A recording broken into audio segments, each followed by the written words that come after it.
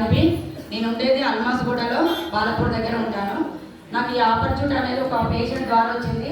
My upline my mentor Pandu sir, MSR మహాగురుజీ sir, 3 generation రుణపడడం sir గ్రాండెడ్ క్లాసెస్ ఉంది. నేను స్టార్టింగ్లో బిలీవ్ చేయలేదు. పేషెంట్ బలవంతంగా తీసుకెళ్లడం వల్ల మీటింగ్ని నేను ఎందుకు కనెక్ట్ అయ్యానంటే దీంట్లో 3 జనరేషన్ ప్లాన్ చూశాను. ఇంకోటి నేను ఒక మెడికల్ ఫీల్డ్లో ఒక 15 ఇయర్స్ నుంచి చేస్తున్నాను. ఓకేనా, అక్కడ మాత్రము ఏదైనా హెల్త్ డిసీజ్ వచ్చిందంటే చనిపోయేదాకా తగ్గదు. కానీ ఇక్కడ నేను మీటింగ్లో విన్నది ఏంటంటే షుగర్ తగ్గుతుంది, బీపీ తగ్గుతుంది, థైరాయిడ్ తగ్గుతుంది. ఓకేనా, అదేవిధంగా మన బీపీ మేడంకి అక్షమూలలు ఇట్లా ఈ విధంగా చెప్పడం ఆ రోజు మీటింగ్లో నేను క్లారిటీగా కూర్చొని వినడం జరిగింది. అలా ఎలా ఇంపాసిబుల్ అవుతుంది, పెద్ద పెద్ద ఎండీలు ఫిజిషియన్ వల్లనే తగ్గట్లేదు, వీళ్ళు తగ్గుతుందని నేను లైట్ తీసుకున్నా. కానీ నాకు ఒకటి ఏముంటుంది అంటే ఏదైనా తెలుసుకోవాలనే ఇంట్రెస్ట్ ఎక్కువ ఉంటుంది.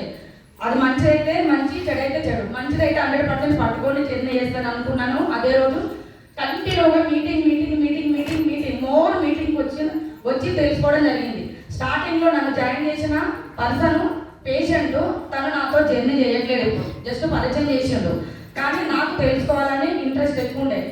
కానీ నేను కంటిన్యూగా ఎందుకు వచ్చిందంటే తెలుసుకోవాలి, ఇదేందో అర్థమైతే 10 మందికి చెప్పవచ్చు. నా ద్వారా 10 మందికి ఆపర్చునిటీ ఇచ్చే అవకాశం నాకు భగవంతుడు నాకు ఈ అవకాశం ఇచ్చేటేమో. నేను ఎంతో మందికి పేషెంట్ 15 ఏళ్ళ నుంచి చాలా సేవ చేసిన, ఎంతో వర్క్ చేసిన. ఓటీ టెక్నీషియన్ డెలివరీలు చేసేదాన్ని, చాలా హెవీ హార్డ్ వర్క్ చేసేదాన్ని. కానీ ఎక్కడ కూడా ఆపర్చునిటీ అనేది ఎవరికి ఇచ్చే అవకాశం లేదు. ఎక్కడ చూసినా కూడా కింద వాళ్ళని చెప్పుతూనే డెవలప్ అవుతాం. ఇక్కడ 10 రూపాయలు కింద వాళ్ళకి ఇప్పిస్తే డెవలప్ అవుతామని వినడం జరిగింది నాకు మీటింగ్స్లలో. అదొక్కటే బాగా కనెక్ట్ అయిపోయింది నాకు. 3 జనరేషన్ ప్లాను, ఇంకోటి పాసివ్ ఇన్కమ్. సరే ఏదేమైనా హెల్త్ బాగుంటుంది కదా, నాకు కూడా క్లినిక్లో ఎవరికన్నా సప్లిమెంట్స్, ఎంతో మంది ఆపరేషన్ల దాకా పోతున్నారు, ఎంతో గ్యాస్ ట్రబుల్తో బాధపడుతూ వాళ్ళకు ఒక ఆపర్చునిటీ ఇవ్వచ్చులని అదే రోజు సంకల్పం పెట్టుకున్నా.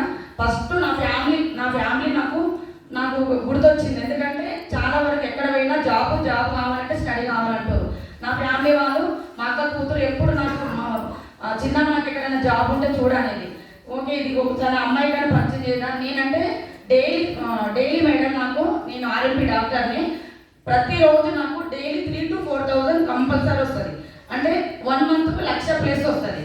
ఓకేనా, అంతా వచ్చేదాన్ని నేను ఎప్పుడు అనుకునేదాన్ని నాకు బాగానే ఉంది, ఒక ఇల్లు కట్టుకున్నా, 2 ప్లాట్లు తీసుకున్నా, పిల్లలు మంచిగా చదివిస్తున్నా నేను. ఓకే, కానీ మా ఇంటికి వెళ్తే అమ్మ వాళ్ళు చాలా పేదవాళ్ళు, మమ్మీ వాళ్ళకి మా అన్నయ్య ఎప్పుడు బాధపడేదాన్ని. మా అన్నయ్య ఏదైనా అవకాశం వస్తే బాగుంది అనుకునేదాన్ని.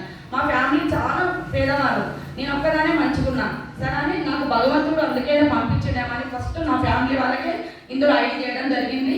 వాళ్ళు కూడా నిలబడ్డారు, వాళ్ళతోటి నాకు మంచిగా టీం పోతుంది.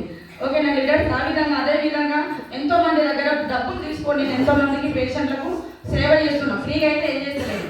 ఓకే, నేను ఎంత కష్టపడి చేస్తున్నా, వాళ్ళకి ఎంతో సేవ చేస్తున్నా. కాబట్టి భగవంతుడు నాకు వెస్టేజ్ని 10 మందికి డబ్బులు ఇచ్చే ఆపర్చునిటీ హెల్ప్ చేసేది నీ దగ్గర ఉందమ్మా అని నాకు భగవంతుడు ఒక పేషెంట్ ద్వారా గౌతమ్ వారి సార్ వెస్టేజ్ని పరిచయం చేసిందని నేను గట్టిగా పట్టుకున్నా.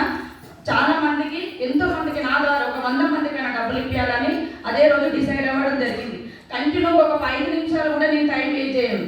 మమ్మీ వాళ్ళ ఇంటికి వెళ్ళినా కూడా మన ఈవినింగ్ నాకు పేషెంట్స్ మిస్ అవుతారు, నాకు వచ్చే పేషెంట్ పక్కకి వెళ్ళిపోతారని 1 గంట కదా 2 గంటలు కూడా ఉండకుండా మమ్మీని చూసి మళ్ళీ అదే రోజు మళ్ళీ పరిగెత్తుకుంటూ వచ్చేదాన్ని, స్కూటీ మీదనే వెళ్ళేదాన్ని. మా పేరెంట్స్ ఎక్కడ పిలిచినా కూడా వెళ్ళకపోయేదాన్ని.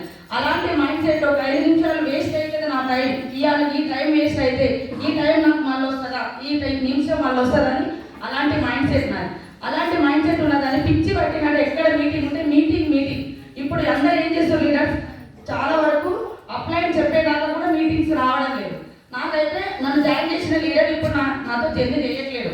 ఓకేనా, మరి నేను ఎప్పుడు గ్రూప్లో ఎక్కడ వచ్చినా కూడా మీటింగ్ ఎప్పుడు అని నేను పిచ్చి పట్టినట్టు వెళ్ళి నా టీమును తీసుకెళ్ళి ముందర కూర్చోబెట్టి నేను కూర్చుంటూ నేను ఇంత సక్సెస్ తీసుకోవడం కారణం నేను మీటింగ్స్ మోర్ మీటింగ్స్ నేను స్టార్ట్ తీసుకోవడం జరిగింది.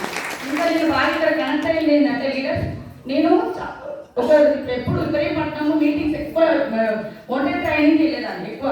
ఒకసారి ఏమైందంటే మా రాజేశ్వరి సినిమా డైరెక్టర్ అయ్యి 1 year అయినంత వరకు కూడా మామూలుగా ఆమె ఇంట్లో హౌస్ వైఫ్ కాబట్టి బయటికి వెళ్ళేది కాదు. ఆమె బ్రౌజ్ మిస్ అయిపోయింది. నాకు కూడా స్టార్టింగ్లో ఏమీ తెలియదు, ఎలా చేయాలో తెలియదు. కాకపోతే డబ్బు వస్తుందంటారు. బీబీ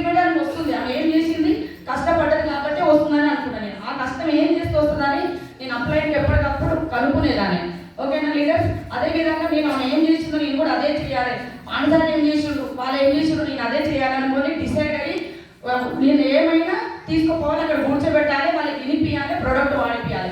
ఇలానే చేస్తూ చేస్తూ చేస్తూ వెళ్ళేదాన్ని. నాకు తెలియకుండా నేను బ్రోంజ్ అయిపోయినా. బ్రోంజ్ అయిందంటే ఒక 1 month 2 months ఒక 200-300 మెంబర్స్ని యాడ్ చేయడం జరిగింది. ఫాస్ట్గా నా మీద ఉన్న ప్రేమతోటి నా చుట్టుపక్కల ఏరియా కానీ మా రిలేటివ్ కానీ అందరు అయ్యారు. నేను బ్రోంజ్ అయిపోయినా. నా సెకండ్ ఐడియా మా రాజేశ్వరి ఉంది. అమ్మాయి బ్రోంజ్ నాన్ క్వాలిఫై అయిపోయింది. నాకు తెలియదు అది ఎలా అనేది కూడా తెలియదు. నాన్ క్వాలిఫై అయింది. మా అల్లుడు గారు ఏమవుతులే నువ్వు ఎక్కడ పోతావు అని అమ్మాయిని ఎక్కువ మీటింగ్స్ పంపించడం స్టార్టింగ్.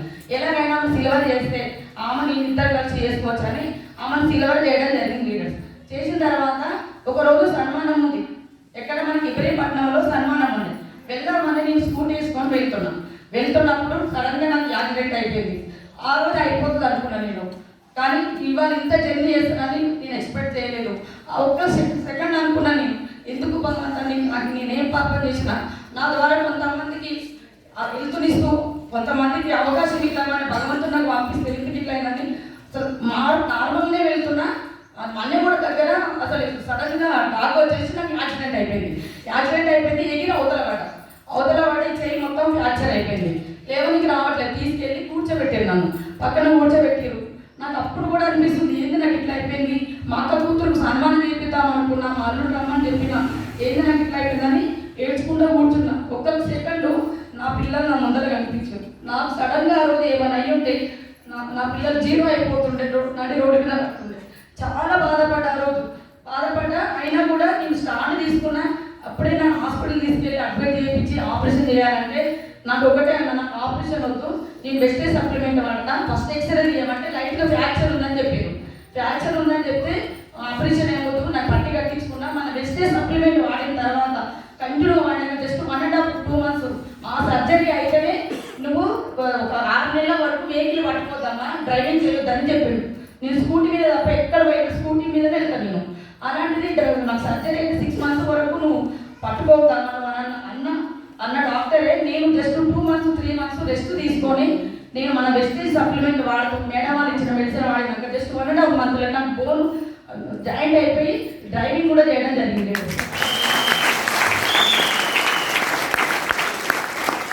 యాక్సిడెంట్ అయినప్పుడు కూడా వెస్టేజ్ అంటే నా ప్రాణం గుండెలో పెట్టుకున్నా కాబట్టి అందరు చాలా మంది నా దగ్గర వచ్చే పేషెంట్స్ చాలా మంది, నీకు అవసరం నువ్వు ఎందుకు ఈ మంచి కూర్చున్న దగ్గర డబ్బులు వచ్చేది, నువ్వు ఎందుకు అక్కడ పోయినావు నువ్వు అని నా ఫ్రెండ్సే కానీ చాలా మంది అన్నారు. నేను ఆ రోజు ఆగిపోయి ఉంటే నాకు ఇంత టీం వచ్చేదా.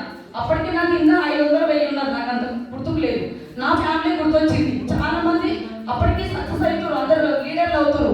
నేను ఎందుకు ఇప్పుడు ఆగిపోవాలి, చాలా మంది అవసరం లేదు, నీకు అవసరం లేదు అన్నారు. నేను ఆగిపోను. నేను ఏదైనా కూడా తలుచుకుంటే అంత సక్సెస్ అయిందాక నేను నిద్రపోను. సక్సెస్ కాకపోతే సచ్చినంత సమానం అనుకున్నాను నేను ఆ రోజు. చాలా మంది ఏమంటారు లీడర్స్, చాలా మంది అన్ని సాకులు చెప్తారు. నాకు యాక్సిడెంట్ అయినాక కూడా ఆ రోజు కూడా బెడ్ మీద వండుకొని కూడా 2 ఐడీలు చేశాను నేను. బెడ్ మీద వండుకోను.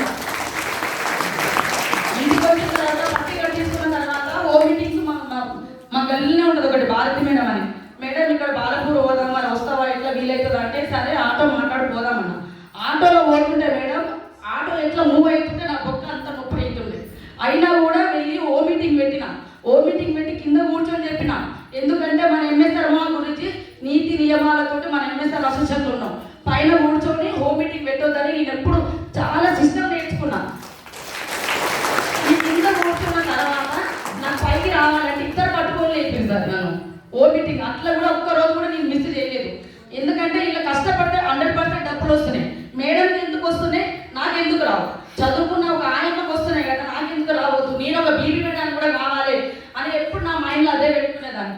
అట్లా పెట్టుకొని కూడా నేను ఒక్కరోజు కదా, ఒక్క సెకండ్ కూడా నేను వేస్ట్ చేయలేదు. ఈ విధంగా చేస్తూ వచ్చిన ఆల్రెడీగా నాకు తెలియకుండానే గోల్డ్ డైరెక్టర్ అయిపోయినా. ఫస్ట్ మంత్ బ్రోంజ్ అయినా, 2 లైన్లు ఆల్రెడీ ఫాస్ట్గా వెళ్ళిపోయినాయి.